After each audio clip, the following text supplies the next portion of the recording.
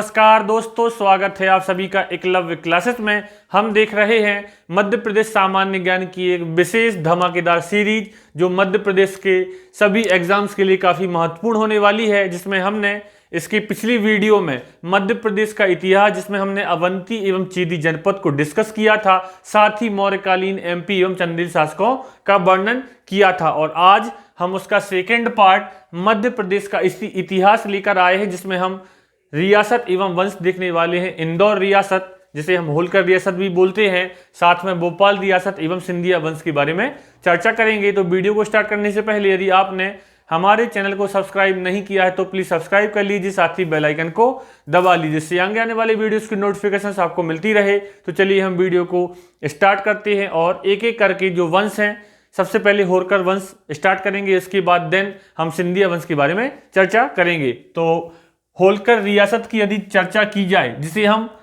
Normal भाषा में इंदौर रियासत भी बोलते हैं, ठीक है। तो सबसे पहले पेशवा बाजीराव सर लगभग 1700 ईस्वी के आसपास, जब मराठा साम्राज्य अस्तित्व में था, तो पेशवा बाजीराव ने 1732 में एक औपचारिक दस्तावेज के साथ 28 परगनाओं को विभाजित कर दिया था, उन्हें उनके अधिकार दे दिए गए थे। अब बात होती है कि यह परगना क्या था, तो उस समय की एक प्रशासनिक इकाई है। जैसे हम बात करें कि वर्तमान में राज्यों, विभागों, जिलों में क्या होता है कि हम प्रशासनिक इकाइयों को बांट कर रखते हैं, उसी प्रकार 1700 ईस्वी के आसपास परगना एक प्रशासनिक इकाई होती थी, ठीक है।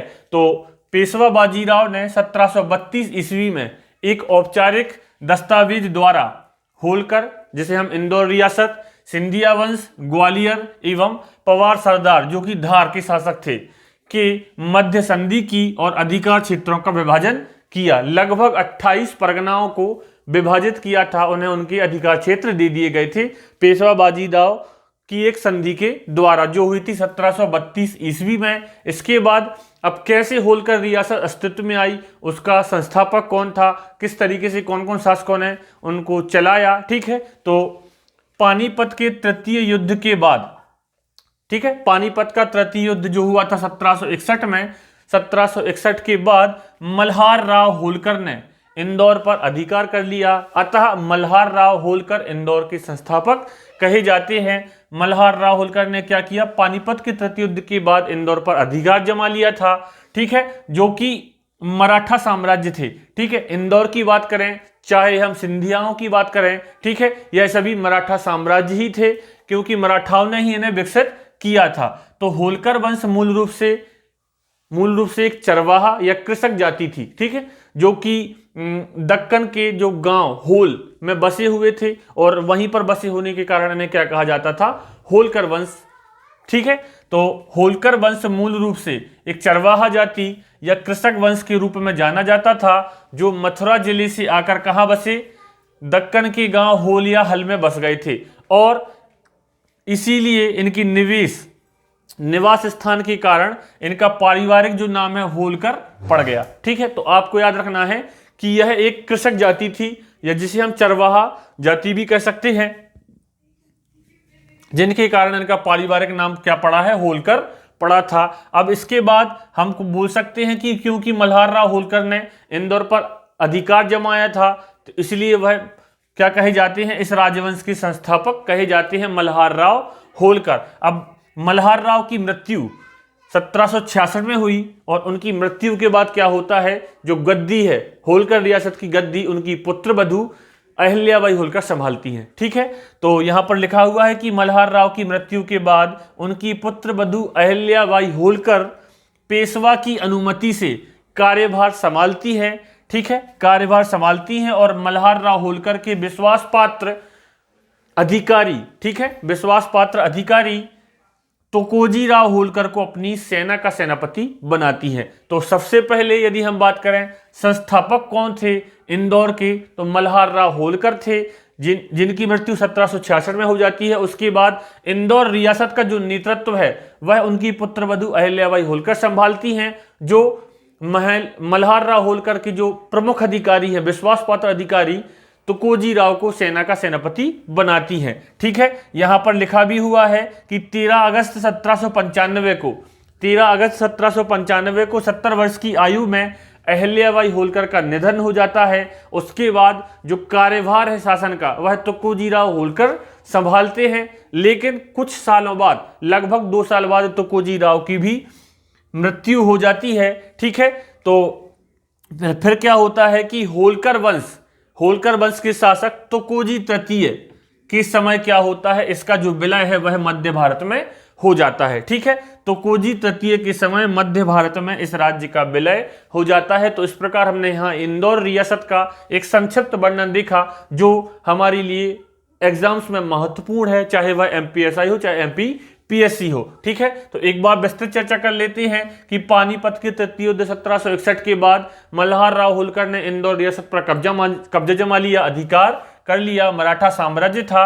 और होलकर वंश मूल रूप से क्या था, चरवाहा जाति या कृषक वंश था। ठीक है, और यह कहां से बसे हुए थे, कहां के थे, मथुरा जिले से आकर दक्कन के गांव होल या हल में बस गए थे, और इसी कारण इन्हें क्या कहा गया, होलकर वंश कहा जाता है। इस वंश के संस्थापक मल्हार राव होलकर, जिनकी मृत्यु 1766 में हुई। देन उनकी पुत्रवधु अहिल्याबाई होलकर पेशवा की अनुमति से इंदौर होलकर की क्या बनती है, होलकर राजवंश की शासक बनती हैं। ठीक है, और यहां पर लिखा हुआ है कि इसके बाद जब उनकी मृत्यु, अहिल्याबाई होलकर की मृत्यु 1795 को हो जाती है, तो 1797 को तुकोजी राव भी, ठीक है, मृत्यु को प्राप्त होते हैं। देन तुकोजी तृतीय के समय में क्या होता है, इसका विलय हो जाता है मध्य भारत में। अब हमें देखना है सिंधिया वंश। ठीक है, इसका भी काफी प्रचलित इतिहास है, इतिहास में आज भी वर्णित है, जिसको हम उपनाम सिंधे वंश के नाम से जानते हैं। सिंधिया वंश अर्थात सिंधे वंश, क्योंकि इसका जो संस्थापक था वह राणोजी सिंधे था। ठीक है, तो सिंधिया वंश का संस्थापक राणोजी सिंधे था, जो कानेरखेड़ा के पाटल परिवार से संबंधित था। तो आपको एक लाइन याद रखनी है, सिंधिया वंश के संस्थापक कौन थे, राणोजी सिंधे। ठीक है, सिंधिया वंश का उपनाम भी सिंधे है, आपको याद रखना है। जो राणोजी सिंधे थे वह कानेरखेड़ा के पाटल परिवार से संबंधित थे, और वर्ष 1745 में राणोजी की मृत्यु के बाद सिंधिया वंश का सबसे प्रतापी राजा, 1745 में राणोजी की मृत्यु के बाद सिंधिया वंश का सबसे प्रतापी राजा महादजी सिंधिया सत्तासीन होता है। महादजी सिंधा, ठीक है, महादजी सिंधिया सत्तासीन होते हैं, और इन्होंने 1765 में गोहद के जाट लोकेंद्र सिंह से, इसको आपको याद रखना है, जो ग्वालियर का किला है महाद, ठीक है, ग्वालियर का किला वह किसने लिया था और किससे लिया था, तो महादजी सिंधिया ने 1765 में गोहद के जाट लोकेंद्र सिंह से ग्वालियर का किला छीन लिया था। और 1810 ईस्वी तक सिंधियाओं की राजधानी उज्जैन थी, किंतु इसके पश्चात दौलत राव सिंधिया ने ग्वालियर को अपनी राजधानी बनाया। तो याद रखना है कि सिंधियाओं की राजधानी पहले क्या थी, तो उज्जैन थी, और किसने ग्वालियर को अपनी राजधानी बनाया, तो दौलत राव सिंधिया ने ग्वालियर को अपनी राजधानी बनाया। इसके बाद सिंधिया वंश के अन्य उत्तराधिकारियों में जानकोजी राव, जयाजी राव, माधोराव एवं जीवाजी राव थे। ठीक है, जानकोजी राव, जयाजी राव, माधोराव एवं जीवाजी राव थे। माधोराव सिंधिया की 5 जून 1925 को मृत्यु हो गई, जिसके पश्चात अल्पवयस्क पुत्र, ठीक है, जिसके पश्चात उनके अल्पवयस्क पुत्र जो कि 9 वर्षीय थे, जीवाजी राव सिंधिया को ग्वालियर रियासत का उत्तराधिकारी बनाया गया। लेकिन अल्पवयस्क जो पुत्र होते हैं वह उस समय उत्तराधिकारी तो बन सकते हैं, लेकिन गद्दी पर नहीं बैठ सकते, इसलिए लॉ ऑफ काउंसिल, ठीक है, लॉ ऑफ काउंसिल लगाया जाता है कि उस समय जब तक कि वह उस पद के योग्य नहीं हो जाते हैं तब तक उस पद को खाली माना जाता है, और जो सेनापति होते हैं, जो मंत्री होते हैं, जो विद्वान होते हैं, उनके द्वारा वह राज्य चलाया जाता है। ठीक है, तो याद रखना है, माधोराव सिंधिया की 5 जून 1925 को मृत्यु हो गई, जिसके पश्चात उनके अल्पवयस्क पुत्र जीवाजी राव सिंधिया को ग्वालियर रियासत का उत्तराधिकारी बनाया गया। देन क्या होता है, महाराजा जीवाजी राव सिंधिया का विवाह राजमाता विजय राजे सिंधिया से होता है, जो सागर जिले से थी। ठीक है, राजमाता विजय राजे सिंधिया से हुआ था। विजय राजे का जन्म मध्य प्रदेश के सागर जिले में हुआ था। एक पॉइंट यहां पर लिखा है, जो एग्जाम्स में पूछा जा सकता है। ठीक है, राजमाता विजयराजे की जीवनी का नाम क्या है? तो एक रानी ऐसी भी। और इस जीवनी के लेखक कौन है या लेखिका कौन है? तो सुप्रसिद्ध हिंदी लेखिका मृदुला सिन्हा इनकी जीवनी की लेखिका है।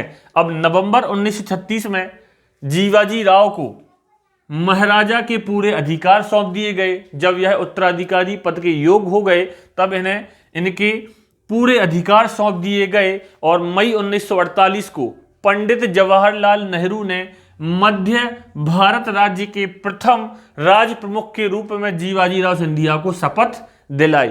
ठीक है, शपथ कब दिलाई थी? 1948 मई में पंडित जवाहरलाल नेहरू ने। इसके बाद एक यहां पर सबसे महत्वपूर्ण सेक्शन आता है ग्वालियर की संधि, जो 1817 में हुई थी। ठीक है, और किस किस के बीच में हुई थी? तो गवर्नर जनरल लॉर्ड हेस्टिंग्स और दौलत राव सिंधिया के बीच हुई थी। तो आपको सिंधिया वंश में इतना ही फैक्ट याद रखना है। एक बार और रिवाइज कर लेते हैं। सिंधिया वंश का संस्थापक कौन था? राणोजी शिंदे।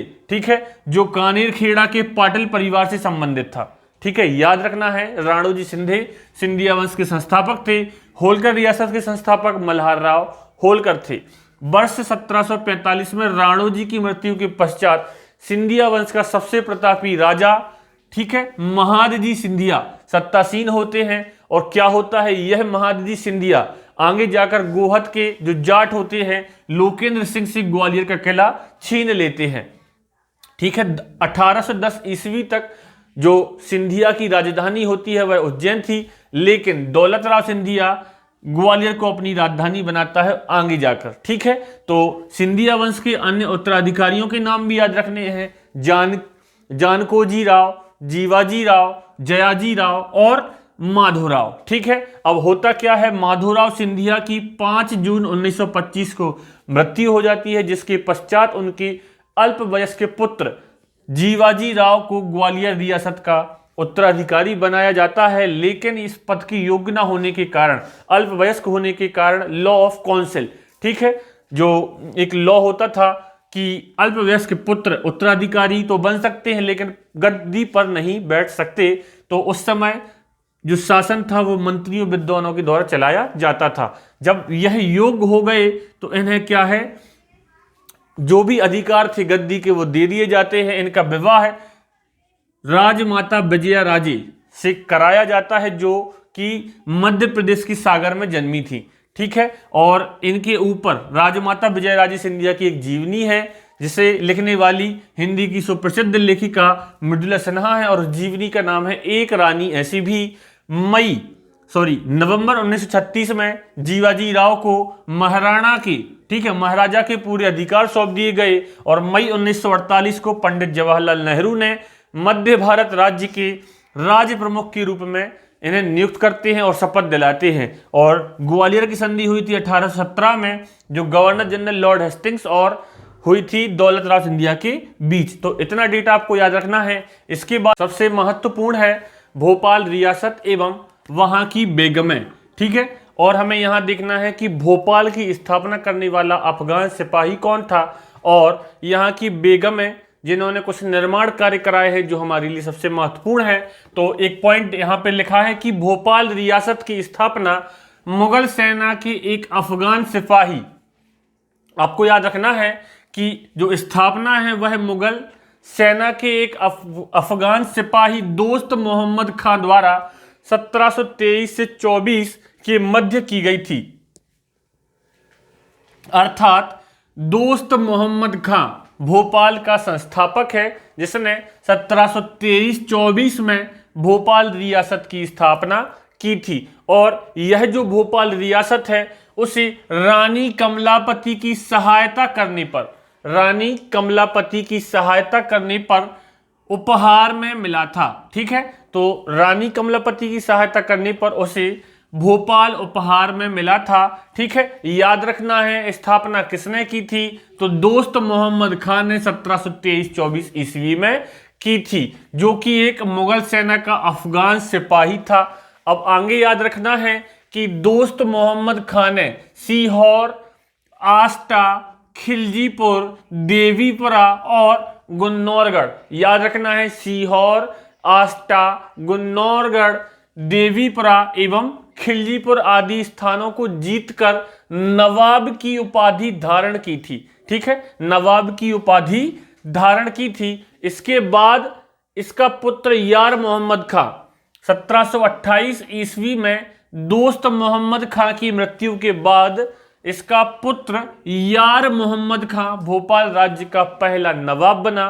ठीक है, देन इसके बाद भोपाल की बेगम स्टार्ट हो जाती हैं, जिन्होंने जामा मस्जिद, मोती महल या गौहर महल कुछ निर्माण कार्य कराए हैं जो हमें याद रखने हैं। सबसे पहली बेगम की चर्चा करें तो कुदसिया बेगम।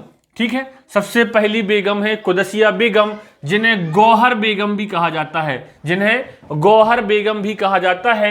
यह भोपाल की प्रथम महिला शासिका थी। याद रखना है क्या है, यह भोपाल की प्रथम महिला शासिका थी। ठीक है, और इन्होंने जामा मस्जिद, ठीक है, जो प्रदेश की सबसे बड़ी मस्जिद है, इन्होंने क्या किया था, जामा मस्जिद और गौहर महल जैसी इमारतों का निर्माण कराया था। तो आपको याद रखना है भोपाल रियासत की स्थापना दोस्त मोहम्मद खां के द्वारा 1723-24 ईस्वी में। दोस्त मोहम्मद खां कौन था, एक अफगान सिपाही था, अफगान, ठीक है, सैनिक था, और रानी कमलापति की सहायता करने के कारण इसे उपहार में भोपाल मिला था। इसके बाद दोस्त मोहम्मद खां की मृत्यु के बाद इसका पुत्र यार मोहम्मद खां भोपाल का पहला नवाब बनता है। ठीक है, बेगमों में कुदसिया बेगम याद रखना है, जिसे गौहर बेगम कहा जाता है, भोपाल की पहली महिला शासिका थी।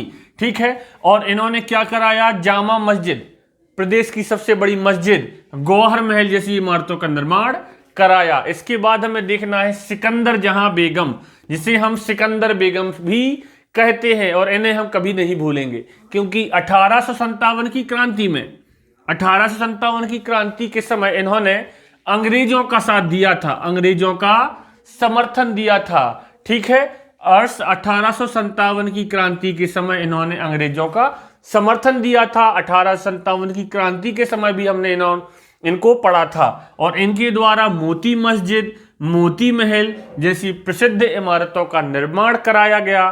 ठीक है, फिर से याद देख लेते हैं, कुदसिया बेगम की बात होगी तो जामा मस्जिद, गौहर महल, और बात होगी सिकंदर जहां बेगम की तो मोती मस्जिद और मोती महल जैसी निर्माण, ठीक है, कराए हैं। इसके बाद है शाहजहां बेगम, जिन्होंने एक नया उपनगर बनाया। ठीक है, शाहजहानाबाद।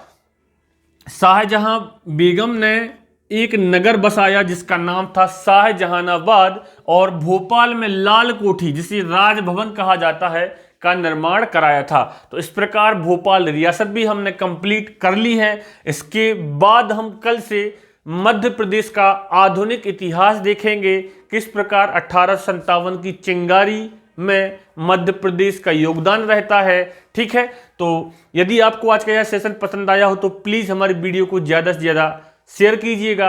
यदि चैनल को सब्सक्राइब नहीं किया है तो सब्सक्राइब कर लीजिए और बेल आइकन को प्रेस कर लीजिए, इससे आगे आने वाली वीडियोस की नोटिफिकेशन आपको मिलती रहे। तो चलिए हम कल आपसे मिलते हैं एक नए टॉपिक के साथ।